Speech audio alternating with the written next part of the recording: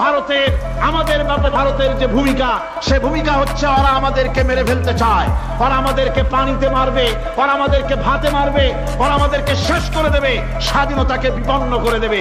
এজন্য আজ এই বিশাল জনসমুদ্রের কাছে প্রশ্ন করি, যদি প্রয়োজন হয় আমাদের চির দুশ্মন ভারতের বিরুদ্ধে যদি লড়াইয়ের প্রয়োজন হয়, তোমরা সবাই প্রস্তুত থাকবে?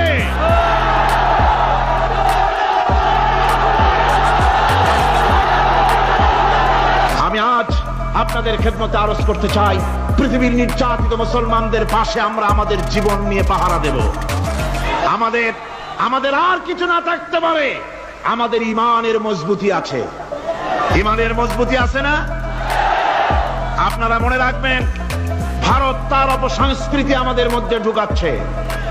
বাংলাদেশের মধ্যে মঙ্গল প্রদীপ দিয়ে অনুষ্ঠান শুরু হয়ে গিয়েছে, মঙ্গল প্রদীপ দিয়ে অনুষ্ঠান শুরু করা হচ্ছে। তারপরে নববর্ষ উদযাপনের জন্য হিন্দুয়ানি কায়দায় উদযাপন করা হচ্ছে। সাফ গেমস শুরু করা হলো, কোরআনে কারীম তেলাওয়াত করা হলো না। সেখানে বর এবং বধূ বানানো হয়েছে, তাতে টোপর পরায়া হিন্দুয়ানি কায়দায় করানো হয়েছে। বাংলাদেশের কলেজ ইউনিভার্সিটির সামনে মূর্তি বসানো হতেছে। সুতরাং অপসংস্কৃতি দিয়ে ভারত বাংলাদেশের উপর তার আধিপত্য বিস্তার করতেছে। এ ব্যাপারে মুসলমানদের ঐক্য চাই। আমাদের ব্যাপারে ভারতের যে ভূমিকা, সে ভূমিকা হচ্ছে ওরা আমাদেরকে মেরে ফেলতে চায়, ওরা আমাদেরকে পানিতে মারবে, ওরা আমাদেরকে ভাতে মারবে, ওরা আমাদেরকে শেষ করে দেবে, স্বাধীনতাকে বিপন্ন করে দেবে। এজন্য আজ এই বিশাল জনসমুদ্রের কাছে প্রশ্ন করি, যদি প্রয়োজন হয় আমাদের চির দুশ্মন ভারতের বিরুদ্ধে যদি লড়াইয়ের প্রয়োজন হয়, তোমরা সবাই প্রস্তুত থাকবে?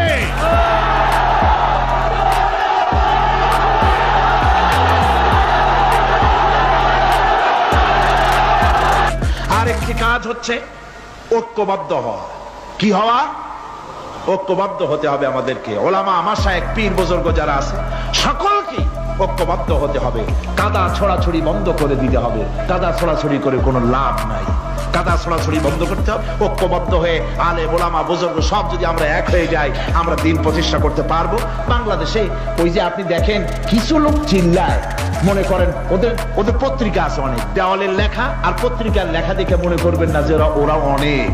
পুকুরের মধ্যে বিরাট পুকুর, খুব লাফায় পানি, মনে করেছে যে অনেক মাছ বুঝি, পরে জাল ফেলে দেখে যে শুধুমাত্র 3টে পুঁটি মাছ।